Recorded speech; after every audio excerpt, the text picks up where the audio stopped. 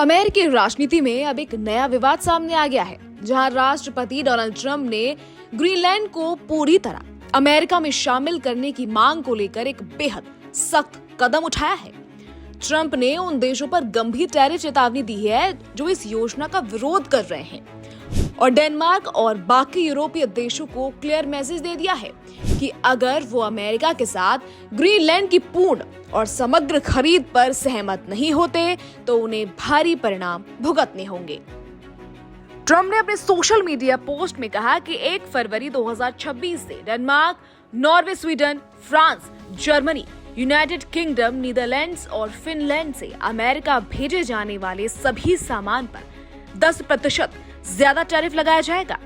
अगर इन देशों के साथ इस मुद्दे पर कोई समझौता नहीं होता है तो 1 जून 2026 से ये टैरिफ बढ़ाकर 25% तक कर दिया जाएगा। ट्रंप का कहना है कि ये टैरिफ तब तक लागू रहेगा जब तक ग्रीनलैंड की खरीद के लिए डील नहीं हो जाती। ट्रंप ने इस फैसले को सीधे तौर पर अमेरिका की राष्ट्रीय सुरक्षा से जोड़ा है। उनका कहना है कि ग्रीनलैंड अमेरिका के लिए रणनीतिक रूप से बेहद अहम है। ट्रंप के मुताबिक चीन और रूस इस आर्कटिक इलाके पर लगातार नजर बनाए हुए हैं और डेनमार्क इसे अकेले संभालने में सक्षम नहीं है।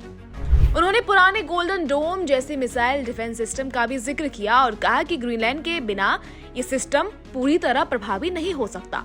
ट्रंप ने दावा किया कि अमेरिका पिछले करीब 150 सालों से इस सौदे की कोशिश करता रहा है और अब वक्त आ गया है कि डेनमार्क कुछ त्याग करे, क्योंकि दुनिया की शांति दांव पर लगी हुई है।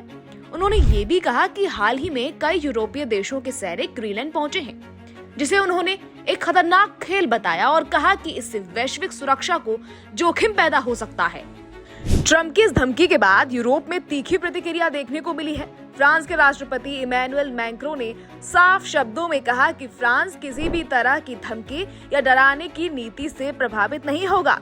उन्होंने कहा कि फ्रांस राष्ट्रों की संप्रभुता और स्वतंत्रता के साथ खड़ा है, चाहे बात यूक्रेन की हो, ग्रीनलैंड की हो या किसी और क्षेत्र की।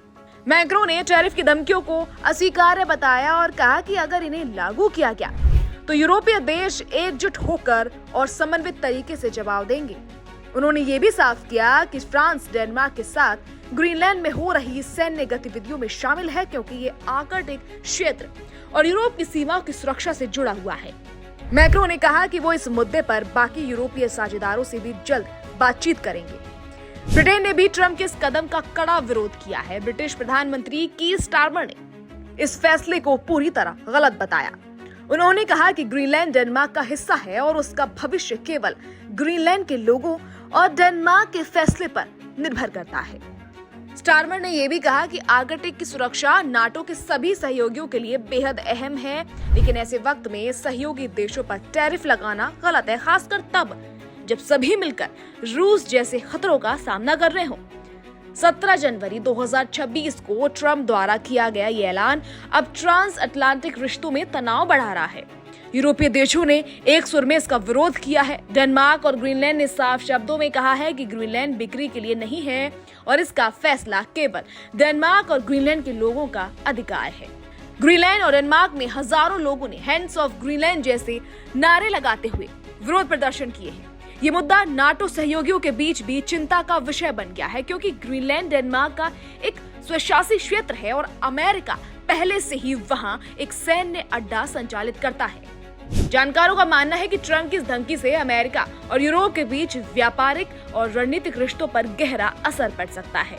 यूरोपीय नेताओं का कहना है कि इस तरह के दबाव से न केवल अंतर्राष्ट्रीय व्यापार व्यवस्था कमजोर होगी, बल्कि सहयोग और भरोसे की नींव भी हिल सकती है। फिलहाल के लिए इतना ही। अब इसको लेकर आप क्या कहेंगे, कमेंट करके जरूर बताइएगा और ऐसे ही देश भर की तमाम खबरों को जानने के लिए देखते रहिए हमारा चैनल ABP लाइव।